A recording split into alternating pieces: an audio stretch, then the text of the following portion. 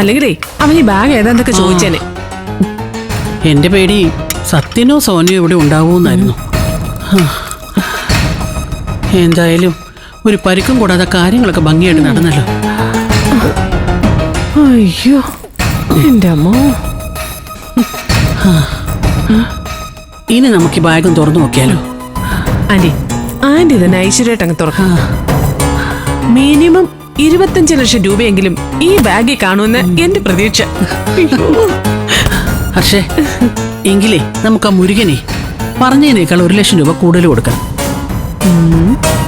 അല്ല, അവന് നമ്മൾ 2 ലക്ഷം കൊടുക്കാന്നല്ലേ പറഞ്ഞേ?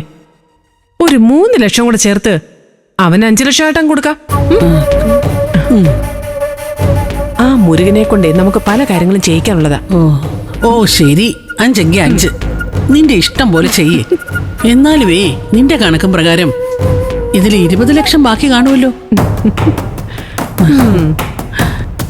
ആന്റി, എനിക്കതിനേക്കാളും സന്തോഷം ആ വീടിന്റെ രജിസ്ട്രേഷൻ മുടങ്ങുമല്ലോ എന്ന് ഓർത്താ. ഓ, അത് മുടങ്ങിയാലുള്ള ആ അനുപമയുടെ അവസ്ഥ ആന്റി ഒന്ന് ആലോചിച്ച് നോക്കിയേ. പിന്നെ അവൾ ഇവിടെ നിൽക്കില്ല ഹർഷേ. മാനക്കേട് ഭയന്ന് അച്ഛനും മോളും അടുത്ത വണ്ടിക്ക് നാട് പിടിക്കും. അത് മനസ്സിൽ കാണാൻ എന്തൊരു സുഖം ആന്റി. അല്ല, ആ മുരുകനെ ഈ ബാഗ് തട്ടിപ്പറിച്ചതിന്റെ തെളിവൊന്നും കിട്ടാതിരുന്നാ മതിയായിരുന്നു. ഏയ്, ഒരു തെളിവും കിട്ടാൻ പോകുന്നില്ലെന്നേ.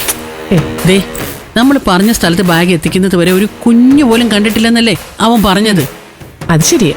ഇനി മുരുകനെ പോലീസ് പിടിച്ചാൽ പോലും അവൻ നമ്മുടെ പേര് പറയില്ലെന്ന് എനിക്ക് ഉറപ്പുണ്ട്. അത് മതി, അത് മതി.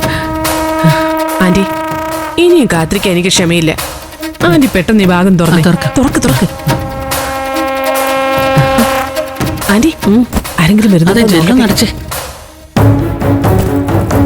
ആരുമില്ല, തുറക്കല്ലേ? തുറക്ക്.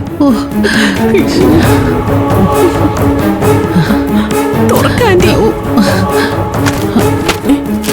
ആന്റി ഇവിടെ നോക്ക്, ഇപ്പുറത്ത്. നോക്കട്ടെ. ഓ, ഇങ്ങേരുടെ ഒരു വാട്ടർ ബോട്ടിൽ. എന്താ പുസ്തകം? അയ്യോ, ഇതിലൊന്നും ഇല്ലയോ? അയ്യോ ആന്റി, ഇതിൽ പണം മാത്രം കാണാനില്ലല്ലോ. മാഷ് പണവുമായിട്ട് ബാങ്കിൽ നിന്ന് ഇറങ്ങുന്നത് നമ്മൾ കണ്ടതല്ലേ? അതെല്ലോ. ആന്റി, ഇതിലെന്തോ ചതി പറ്റിയിട്ടുണ്ട്. ആ മാഷ് പണം എടുക്കാനല്ലെങ്കിൽ പിന്നെ എന്തിനായാലും ബാഗോട്ട് ബാങ്കിൽ പോയത്?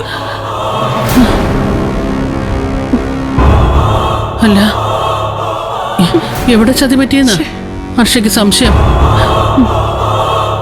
അല്ല, ഇനി മുരുകനെങ്ങാനും പണം എടുത്ത് മാറ്റിയതാണോ? അല്ലാതെ ആ പണം നഷ്ടപ്പെടാൻ ഒരു സാധ്യതയില്ല ആന്റി.